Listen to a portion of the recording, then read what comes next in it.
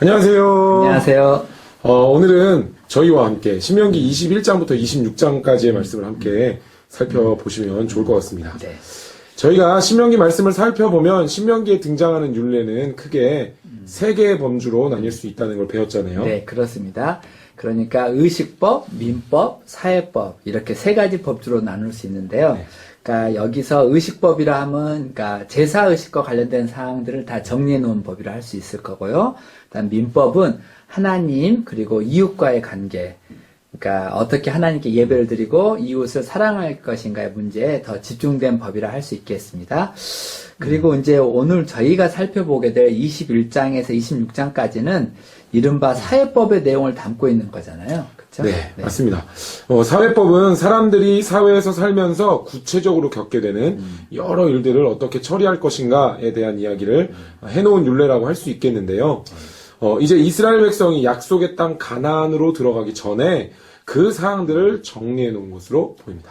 그렇죠. 근데 거기에는 현대의 형법처럼 어떤 규정을 어겼을 때는 이렇게 처벌하라는 엄벌의 내용을 담고 있는 것도 있지만 또 현대 관점에서는 법을 어겨도 처벌을 전혀 받지 않을, 그러니까 뭐랄까요? 생활윤리나 생활규범 같은 것도 있어요.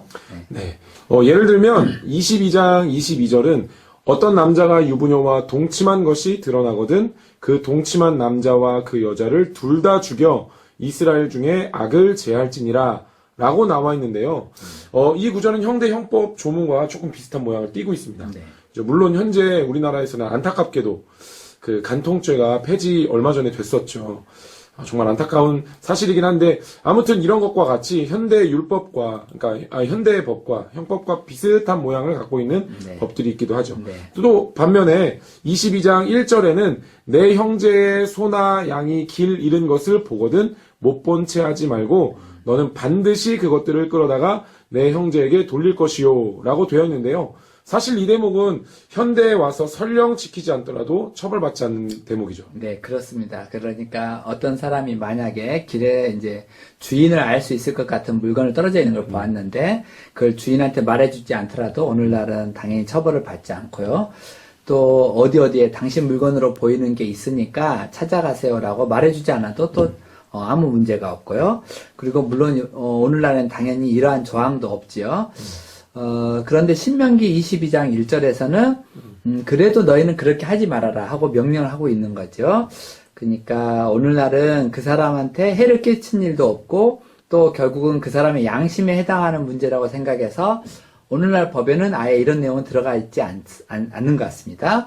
근데 이렇게 보면은 오늘 살펴보고 있는 신명기의 사회법 규례들은 오늘날 형법 체계와도 꽤 달라요. 그리고 결국 어떤 마음으로 하나님의 뜻을 쫓아가야 할지, 이웃을 어떻게 대해야 할 것인지 문제가 늘 그 저변에 깔고 있다고 볼 수 있겠습니다. 네. 결국 사회법 규례가 겉으로는 단순히 이것을 하라, 이것을 하지 말라 라고 말씀하시는 것 같아 보이지만 네. 그 밑에 깔린 정신은 우리의 마음이 하나님의 뜻으로 더 향하도록 그분의 뜻에 순종하도록 하는 것이라는 걸 알 수 있습니다. 네. 그래서 우리가 오늘 살펴보고 있는 본문 마지막 장, 그러니까 26장이 되겠네요. 이 26장은 하나님과 이웃에 대해서 우리가 가져야 될 태도, 또 사랑에 관한 내용으로 이제 마무리되어 있어요. 그러니까 이것도 저희가 보기에는 우연은 아닌 것 같습니다.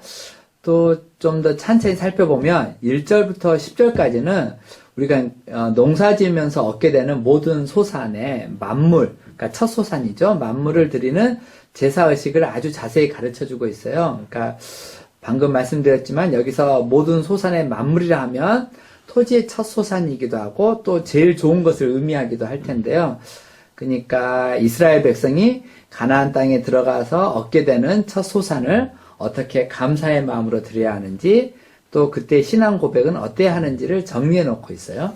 네. 그러고 보니까 11절부터는 흔히들 제2의 11조다 라고 하는 내용이 다뤄지고 있네요. 11조를 드리고 난 후에 3년에 한 번씩은 남은 소산물 중 11조를 다시 내서 레위인 고아와 과부 그리고 이스라엘 땅에 거류하는 객들을 구제하라는 명령을 하시면서 하고 있습니다. 네, 그러면서 이제 16절에는요, 오늘 내 하나님 여호와께서 이 규례와 법도를 행하라고 내게 명령하시나니, 그런즉 너는 마음을 다하고 뜻을 다하여 행하라. 또 19절에는 그리고 너희가 그렇게 할 시에는 너를 내 하나님 여호와의 성민이 되게 하시리라라고 되어 있습니다. 그러니까 이제 결국 말미 부분에서는 우리 21장부터 26장까지 제시하고 있는 사회법 규례들을 우리가 어떤 마음으로 대하고, 물론 당시 이스라엘 백성들이 또 어떤 마음으로 대하고 지켜야 하는지를 다시 한번 가르쳐주고 있음을 알 수 있습니다. 예, 그렇습니다. 이렇게 생각을 해보면 사회법을 다루고 있는 21장부터 구성이 대략 이해가 가죠. 네. 예, 맨 첫 부분인 21장에서는 실질적으로 공동체 속에서 살아가는데 가장 중요한 그 성결 유지를 위한 규례가 다뤄지고 있습니다. 가해자를 모르는 변사체가 발견되었을 때 어떻게 처리할 것인가? 이방 여인을 아내로 삼을 때 어떻게 해야 되는가? 네. 또 장자권에 대한 규정도 네. 나오고 있고 패역한 아들에 대한 징벌 규정도 나와 있죠. 좀 무서워요. 네, 막 죽이라고까지 얘기. 제가 어머니 마음을 속을 많이 썩였는데 굉장히 그렇습니다. 그래서 또 사형수의 시체 처리는 어떻게 할 것인가에 대한 규정들이 언급되고 있습니다. 네, 그렇습니다. 그리고 이제 22장에서는 보다 이제 구체적인 생활 규례들이 나오고 있어요. 그러니까 이 경우에도 어쨌든 그 규례들 저변에 깔려 있는 정신은 대략 서로 섞거나 또 섞이지 말고 성적으로 정결해라 정도로 정리될 수 있을 것 같아요. 그러니까 남의 소유를 내 것으로 섞지 말고 남의 의복을 바꿔 입지 말며 포도원에 두 종자를 섞어 뿌리지 말라. 나귀와 소를 결의하지 말라. 여기서 결의하지 말라는 건 멍에를 같이 매지 말아라 이런 말씀이죠. 양털과 배실을 섞어 짠 것을 입지 말라 등이 그것이죠. 그러니까 성적으로도 하나님이 우리에게 허락한 범위를 넘어서는 악을 범하지 말라는 내용도 여기에 해당할 것 같습니다. 네. 또 23장은 22장의 내용을 이어받아서 1절부터 8절까지는 여호와의 총회에 들어오지 못할 자에 관한 규례가 나와 있고요. 또 9절부터 14절에서는 전쟁을 할 때 진중에서 지켜야 할 성결 규례에 대해서 나와 있습니다. 그리고 차차 뒤로 갈수록 공동체에서 접하게 될 보다 구체적인 생활 규례들이 나와 있습니다. 네.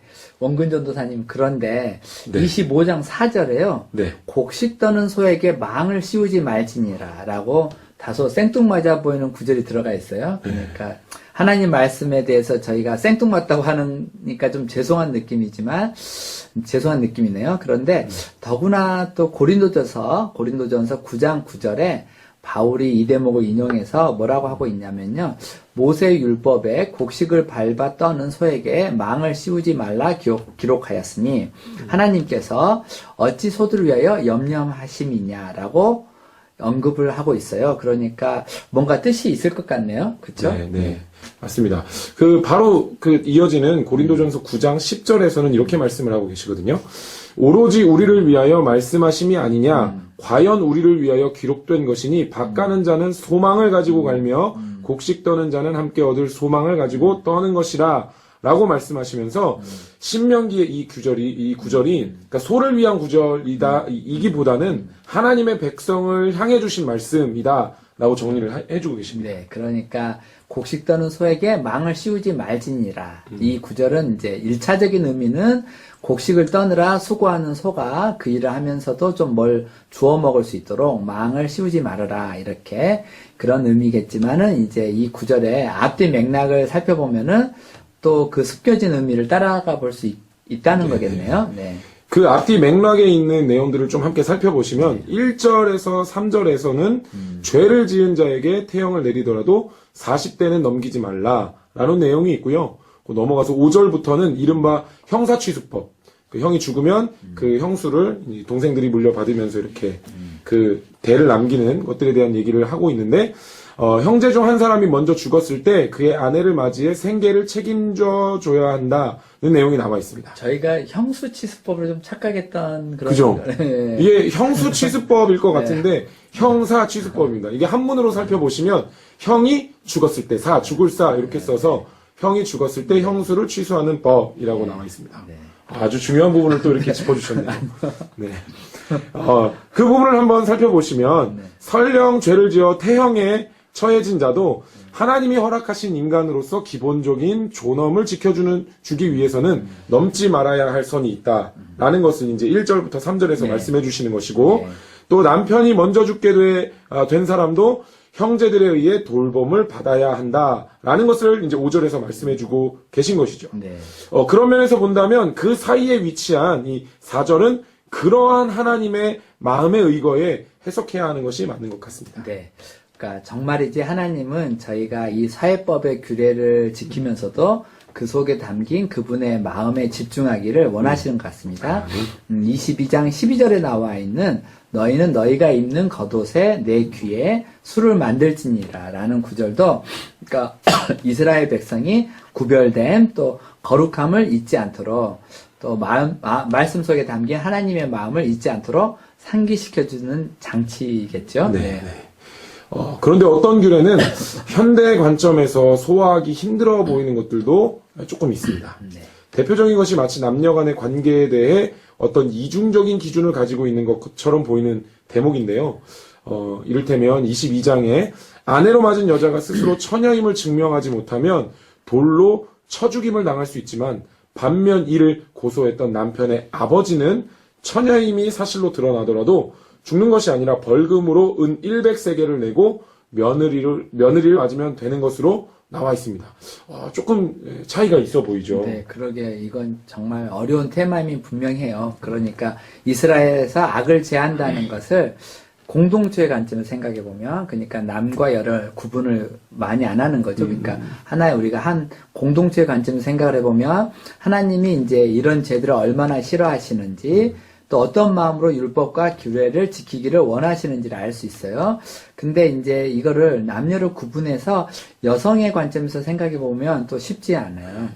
그래서 이제 근데 또 성경 곳곳에 고아와 과부를 돌보라는 하나님의 명령이 등장하잖아요. 그러니까 하나님의 마음이 남과 여를 차별하기보다는 약자인 여성을 돌보고 존중하는 데 있는 것만은 분명해 보입니다.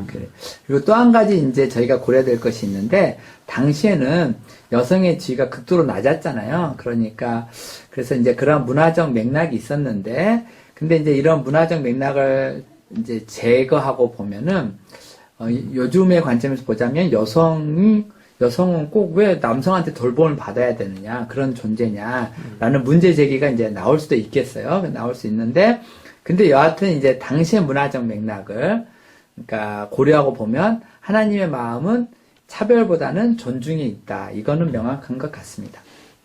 그리고 이제 또 한 가지 형사취수법, 아까 나왔던 형사취수법이요. 이 형사취수법이 현대 관점에서 보면 상당히 반문명적인 거죠. 그러니까 어떻게 형의 아내를 내가 취한다 이렇게 되는 거니까. 근데 또 당시의 문화적 맥락을 보자면 사회활동을 여성들이 하기 힘들었잖아요. 그러니까 그렇게 혼자 남겨진 여성이 또 어떻게 가게를 꾸려나가기도 힘들고 본인을 사는 것도 쉽지 않으니까 여성을 돌보라는 취지라고 생각을 해야겠죠. 그러니까 어쨌든 현대사회에서 풀기 쉬운 문제는 아니지만 무엇보다 우리 형제들이 잘해야 될 것 같습니다. 화이팅! 네, 화이팅! 형제님들이 열심히 잘하셔야 될 것 같아요. 네, 네. 네. 그렇습니다.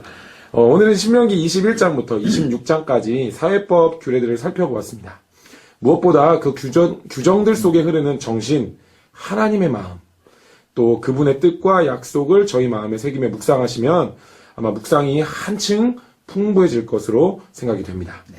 말씀 가운데 거하시는 은혜를 깊게 누리시는, 또 그 하나님의 마음을 살펴보시며 이렇게 말씀을 보실 때 그 말씀 깊은 곳에 있는 그 은혜를 깊게 누리시기를 다시 한번 더 축복합니다.